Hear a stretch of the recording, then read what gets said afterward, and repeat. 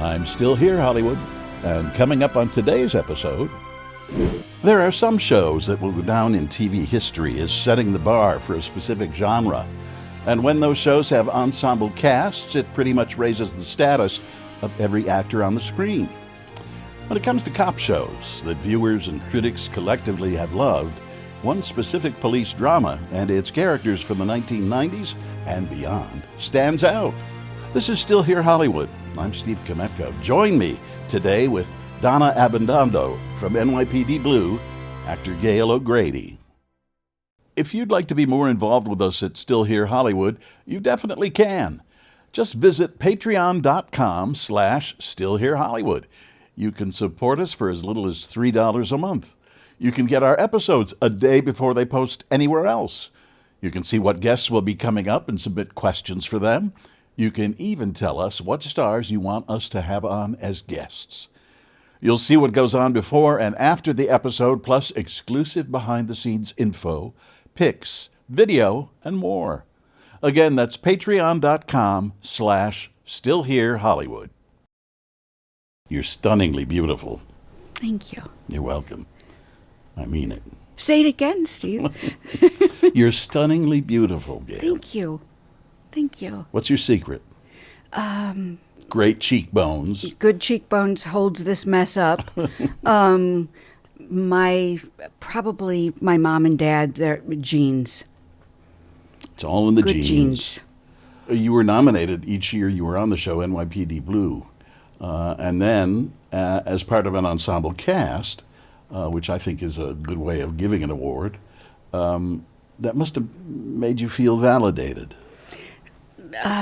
It made me feel honored and grateful to be connected to a group of actors that were so talented. I always think when you play tennis with a better tennis player, you suck and soak some of that up, and it makes you better. Plus, the writing on that show was so fine that I used to think all you need to do is open your mouth and say the words, and it can be good. Yeah. You didn't have to do anything. You didn't have to work so hard. Why did you leave NYPD Blue? I left NYPD Blue because I was getting offers to do my own show. I was getting offers to do all kinds of things. In retrospect, I wished I would have stayed one more year. In fact, I asked Stephen Kmetko if I could leave after 2 seasons. And he said, tell you what, do one more year for me, and then you have my blessing. So I did. Are you glad you did? No. I wish I would have stayed at least one more year. He was a force, Stephen Kmetko. I think calling Stephen Kmetko a force is an understatement. Really? Yeah. How so? You know him better than any of us. Lightning in a bottle is not that common. And so when you meet somebody like Stephen, who was so kind and so talented, and it's a rarity. I mean, there are so many talented people in this town, in this world, that are in our industry, but the Stephen Kmetkos don't come along every day. I was interviewing, and I'm going to kick myself because I can't remember his name. He directed the Mary Tyler Moore Show, and I talked to him. I went to interview him shortly after the series went off the air. I believe it was James something. Burroughs? No, not James Burroughs. Anyway, I remember he said to me, people don't understand. People at home think we just throw this up on a soundstage and it happens. And he used the exact same phrase you did, lightning in a bottle. Yes. And it's so hard to catch lightning in a bottle more than once. But when you do, you can And that's, with shows, you can feel it. I felt it when I held the script in my hand. When I held the script for NYPD Blue in my hand, I felt it. I knew. I have to back up because when I moved to Los Angeles, I wanted to be on a Stephen Bochco show. That was a dream of mine. Mm-hmm. And he was doing LA Law at the time. And so I used to go in, oh my gosh, every other week they would bring me in to audition, and I would be so nervous and ridiculously nervous that I couldn't get a word out. And so I never got to do it. It's understandable. I never got to do LA Law. And when NYPD Blue came along, I thought, this is, get it together. I knew what it was. And so I read the character that they had described, and I thought, I'm going to create this. I had a feeling how other actresses were going to go in and audition, or the look. And so I thought, Donna Abandando has a bouffant and Angora sweaters, and I built the character from the outside in. And I thought, so I wouldn't be nervous, I will go in as the character, not as Gail and say, hi, how are you, and then turn the character on. I thought, from the minute I drive on to the lot, I'm this person. And that's how I went in. And that worked well for you. It did. It did. We've had Sharon Lawrence here. Yes. On the podcast. You were both on NYPD Blue together. Have you stayed in touch with her and other cast members? I have. I love Sharon. In fact, I watched the interview that you had done with Sharon, and that's why I wanted to come and She's a delightful person. I really enjoyed her. She is. She's smart, and she's beautiful, and she's so talented, and we have worked a few times together after NYPD Blue. Mm-hmm. We did another series together, and yes, we have stayed in touch. You came here from Chicago originally? Yes. How long ago was that? 86. 39 years. You're not old enough. Exactly, yeah. And that's my story, and I'm sticking to it. Do you like living in Hollywood? I haven't lived here for a few years. Gosh, how do I answer that question? You point here and you say, still here, Hollywood. No. On occasion, that's me. I loved living in Los Angeles. I loved it. And then about 9 years ago, I had a bunch of friends that had moved to Summerlin, Nevada. And so I left because I didn't want to get so far that I couldn't go back and forth. And I loved living here. I really did. What was it about L.A. that you liked? The weather. Coming from Chicago, you're asking me that? No, I know. A fellow Chicagoan. I wanted to see if that was the right answer. A fellow Chicagoan's asking me about Los Angeles, about California. Doesn't everyone answer that with the weather first? I think so. So, yeah. I had a young kid say to me once, armpit of the world. About Chicago? Yes. No. He didn't last long. In my mind, anyway. What would you recommend to young kids? What was the best piece of advice that you got? To become an actress? Yes. Once you got here. I think I got good advice in the armpit. I got good advice in Chicago. I studied in Chicago. And I studied hard in Chicago. And Where did you go? I went to Ted List, which was kind of an offspring of the Goodman Theater. Mm-hmm. And we studied everything from Shakespeare to, I spent more time in fourth position with a foil in my hand with the iambic pentameter going in the background so that you learned the rhythm of Shakespeare. I think studying and being disciplined was the best advice, and that they can say no a million times and you need one yes. And to not to give up, because people give up. And I have this, and I still do, this weird, I don't think it's weird, but I have inner conviction.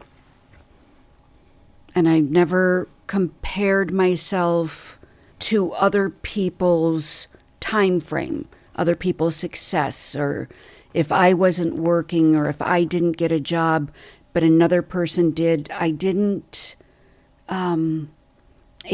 diminish my dream or my drive. Where do you suppose that came from? My inner conviction? Yes. Probably from my mom and dad. What part of the city did you live in? I grew up in Wheaton. Oh, that's right. Yes. We talked about Your this. brother went My to brother Wheaton went to College. Wheaton College. Yes. Yes. Yes. But I had the gift of having two parents that were incredibly encouraging in a profession that a lot of parents would say, what do you really want to do? What are you really going to do? What's your fallback? Mm-hmm. I never heard that out of their mouths. What's your fallback? I always thought if you have a fallback, you fall back. And I grew up with a mom and dad that used to say, you can do anything, you can be anything you want to be. You just need to work at it. Work hard.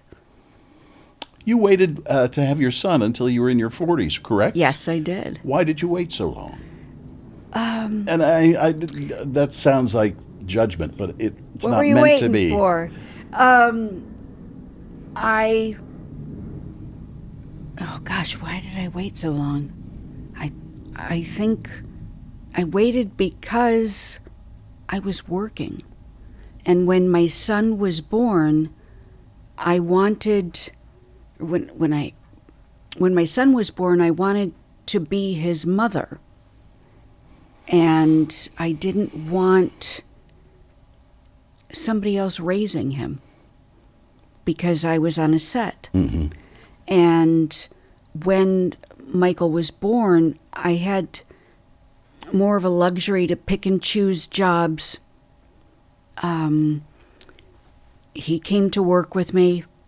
He had a dressing room or nursery when I went back, because I was working on American Dreams at the time. And he had a nursery connected to my dressing room, full blown, crib, everything. So he came to work with me. Well, it's nice you had the kind of a job where that's possible. I feel so blessed I have the kind of job that was possible. We have a question from our Patreon subscriber, another one. Natalie Jones is her name, and she asks, you appeared on Desperate Housewives playing a twisted character, Anne Schilling. What memories do you have from that show and role?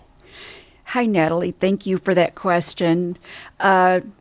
She was definitely a twisted character, which those characters are so much fun to play.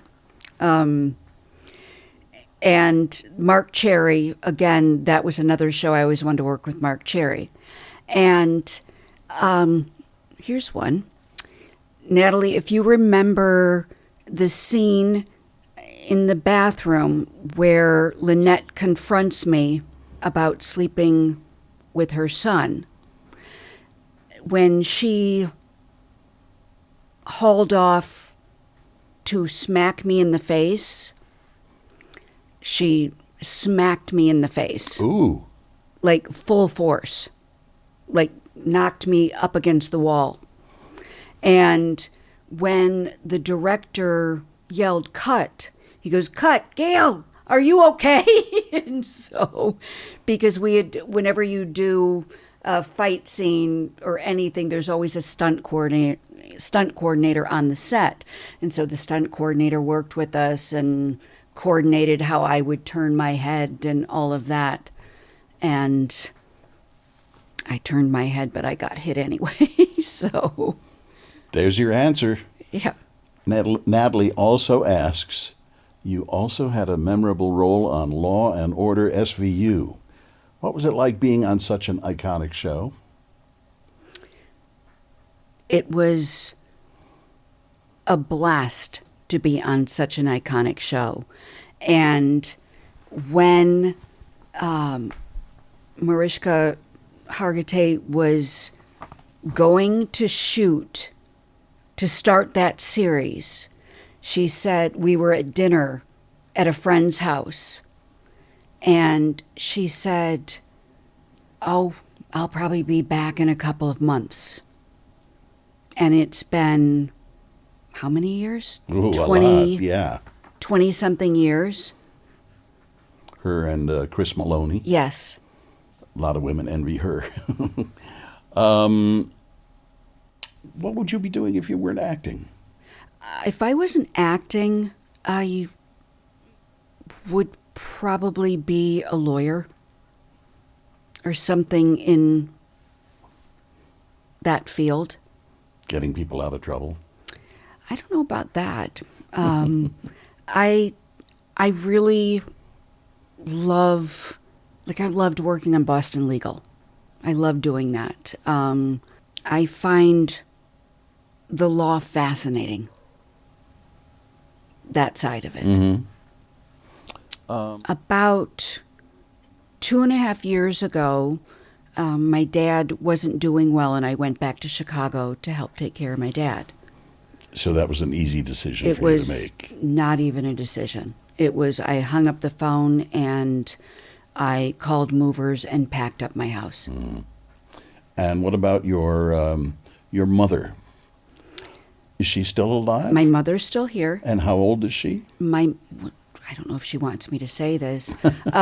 She is 85 years old, and at a dog show almost every weekend of her life. If I have pug hairs covering my sweater, it's Puck and Kid Rock. Those are her dogs. And they're both pugs? Pugs. Fawn-colored pugs. Pugs are very popular. They are. Sometimes they breathe a little funny because of their trachea. You think? Yeah. Yeah, I have a niece who has several. Pug people can't just have one pug. No. When and why were you at your lowest point? Can you remember that? When and why? In regards to your career. I don't know that I have ever felt that I was at my lowest point. I have been so blessed and lucky and fortunate to get to do a job that I dreamt of doing. And I am usually working. So the last few years in our business, with COVID shutdowns and doing a few episodes of something and then get shut down for the strike, I was heartbroken. What has been the most challenging event in your life? In my life or in my In your career? life. And the most challenging? I'd say it's looking so beautiful. Yeah. I wake up like this, Steve. Come oh, on. nice. Good for yeah. you. Please. Probably being a parent. That's challenging. Mm-hmm. It's rewarding. It's definitely a challenge. What? They don't come with an instruction manual. No, they don't, do they? No. They don't. No instruction pamphlets for uncles either. No. All you have to do is give them back. Yeah, exactly. Is there one thing that you can think of that changed the trajectory of your career? NYPD Blue. Oh, yeah? Yes. I always say that show, it wasn't a job, it gave me a career. It really did. You know, people, that saying that they're an overnight success, it took 10 years to be an overnight success. it's, the one job that you do that all of a sudden people know you. And you experienced that? I did. Must be pretty exciting. It was very, you almost don't, at the time, because you're working, you don't realize what's going on, but it wasn't a job. It wasn't just another job. Back with more in a moment. Do you have a Hollywood hero, someone that you look up to? Hollywood hero. There are people that I admire. I love Daniel Day-Lewis. I loved Jenna Rollins. I loved Anne Bancroft. And I got to meet her when I did That Old Feeling with Carl Reiner, was directing. And then he was doing a private screening because he was friends with Mel Brooks. And Mel Brooks was married to Anne Bancroft. So we went to watch the movie, and after the movie, Anne Bancroft came up to me, and I didn't want to be uncool and just go, "Oh my God, I've loved, you're one of the reasons." And she looked at me and she gave me a hug, and she had her hand on my shoulder and she said, "It isn't easy to play the bitch, but it's the best role in the movie." And then she kissed me on the cheek, and I was like, Anne Bancroft. Yeah, that's something indelible. Yes. Do you have a favorite childhood memory? Yes. What? Well, I have several. Okay. Several. Spill them out. I grew up in Wheaton, Illinois, but we had a cabin in Wisconsin. And in the wintertime, we would go out through the woods and find a pond, and frozen pond, and clear the ice, set up a bench, hot chocolate, and blast big band music and ice skate. So I loved that. Which lake? No, we were on the Kickapoo River, but we would find different ponds I in spent Wisconsin. a lot of time in Wisconsin. I worked at their TV station in Rhinelander. Rhinelander. Yeah. Home of the Hodag. So where the Kickapoo River runs a long way, but we still have a cabin there with horses. Wisconsin's a beautiful state. I love Wisconsin. Fresh air. Yes. And plenty of winter sports. Do you have an embarrassing bad habit? Of course not, Steve. Of course not. Okay. That's cool. What, an embarrassing bad habit? That I would talk about here? Okay. Ask me again. Let me ask you I this. don't have any bad habits, Steve. Good for you. I had plenty. And I'm not that good of an actor to sell that line that I just said. Has anyone ever told you look like Belinda Carmichael? Carlisle? Carlisle? Belinda Carlisle? Yes. Yes. Because it's uncanny. And when I was younger, people used to say that. Yeah. What's the best lesson you passed on to your son? Oh, there's so many. How old is he now? He's 20. He's going to be 21 in May. Oh, he's legal. Yes. Uh-oh. Yes. Fasten your seatbelt. My seatbelt's been fastened for so many years. The best advice that I've given him, to not think that everything's about you. To not take things so personally. And what I mean by that is when somebody, you know what I mean by that, but when somebody says something, it's not about you, it's more about them. And to not take it personally. It takes a while to realize that. It does. It's taken me until yesterday. Do you know what I mean? Yes. I love those things that say, I was today years old when I learned. I know. I've started seeing those too. Yes. And I'm like, wow, I didn't know that. Best travel experience and worst travel experience. Do you travel a lot with your job? I do. I do. Best travel experience. I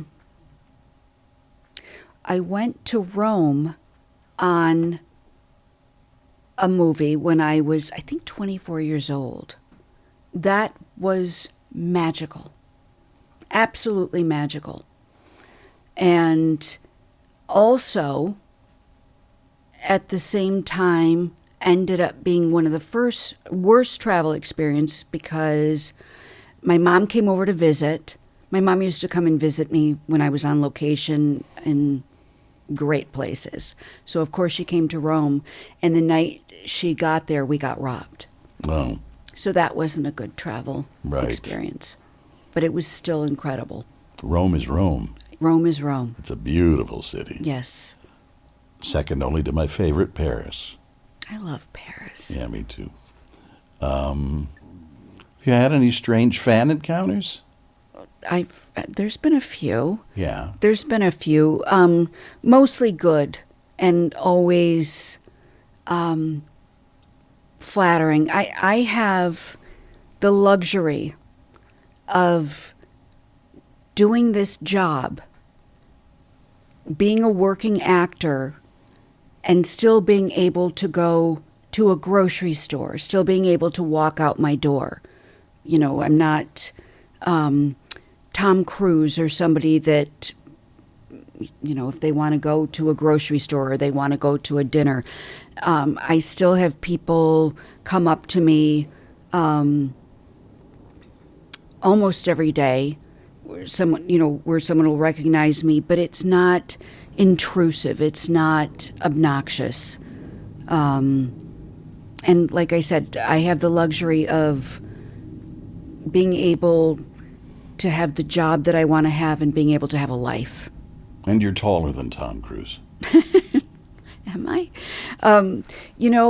The probably embarrassing is that it always seems that people, before when it used to be, can I have your autograph? But now it's, can we take a picture?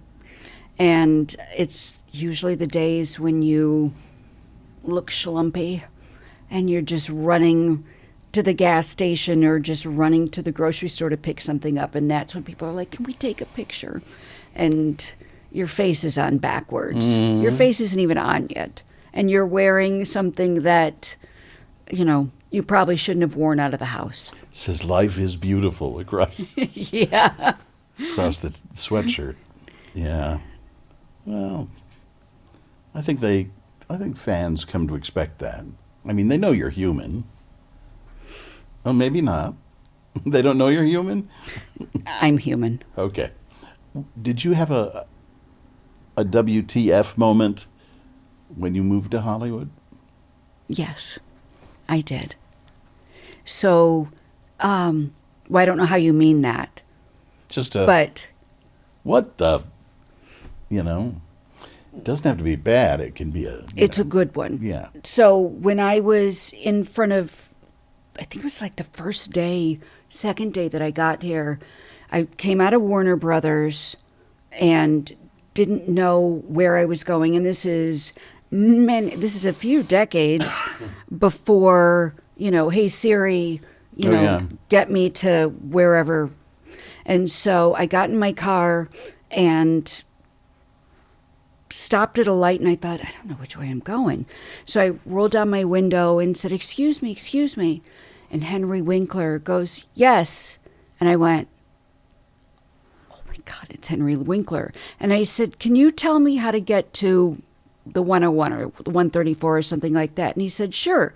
And he said, you go down here, you make a right, turn left, head east, all the instructions. Thank you. And I was lost for 3.5 hours after that because I ended up on the freeway going out to San Bernardino.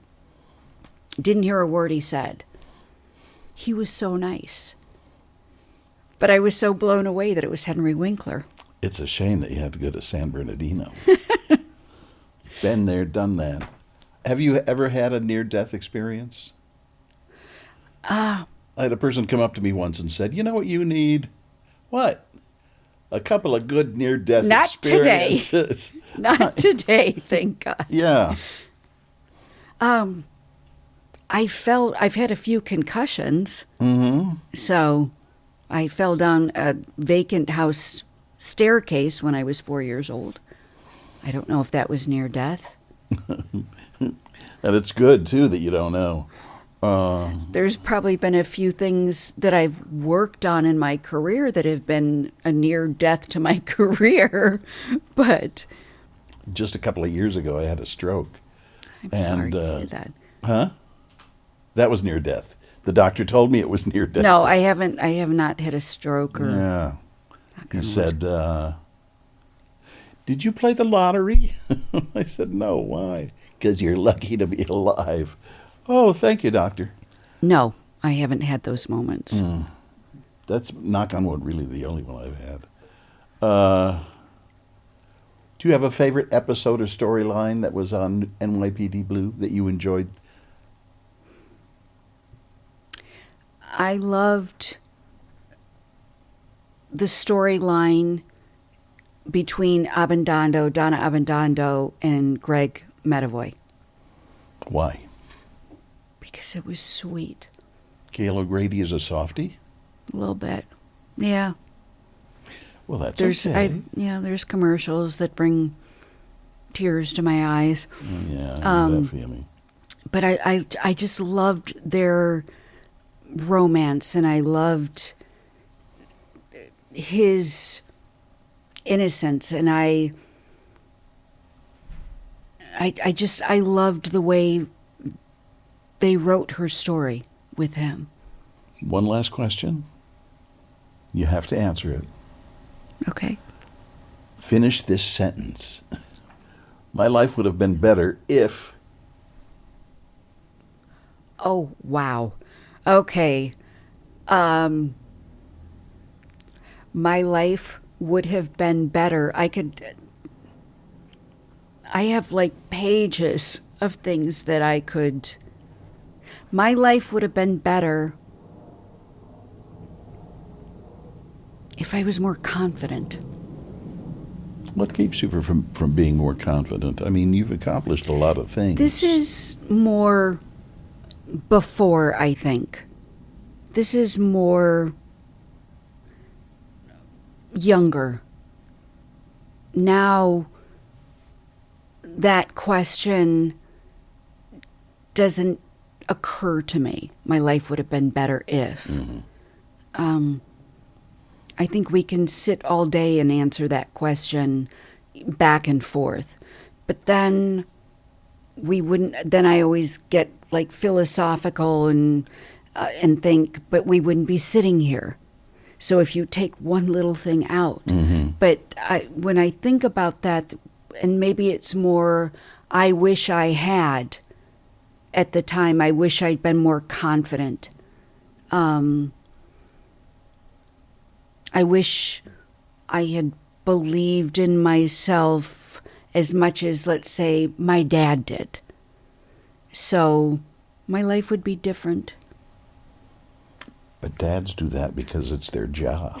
Well, some dads are better at their job than others, and I got really lucky. My life would be different if... I guess that. Maybe my life would be different if I had trusted myself more. Thank you. Thank you. But nobody trusts themselves in the beginning. Well, it's that gut instinct that you have, that sixth sense that you have that you go against. Tell me about going back to Chicago. I swore I'd never spend another winter there, but here we are. But the great thing was I had a scene partner, my dad. I had somebody that I could run lines with before I would go, because I flew back and forth for work.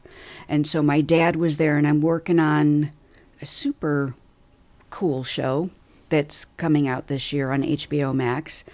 And my dad would run lines, and we'd be sitting there doing a scene, and all of a sudden he'd be like this. And I go, it's your line. Go. And he'd go, I really don't appreciate this kind of language. I don't know why they have to talk like that. And I'd be like, okay, I'm getting paid to talk like this. Eyes down, read your lines. So Save your judgment. yeah, exactly. Well, that's Exactly, funny. yeah. And you can't tell us the name of it just yet. I can say the name of it. It's called Duster. Duster. Yes. Okay. It's, And when will we see it? that I don't know. Okay. It's J.J. Abrams' new show for Okay. HBO Max. And- It comes out this year. I can tell you that. Okay. Well, this is only March. It's coming out in the next 8 months. 8 months, yeah. Yeah, it'll be out in the next 8 months. Okay. Thank you, Okay. Gail. Still Here Hollywood is a production of the Still Here Network. All things technical run by Justin Zangerle. Theme music by Brian Sanishin. And executive producer is Jim Lichtenstein.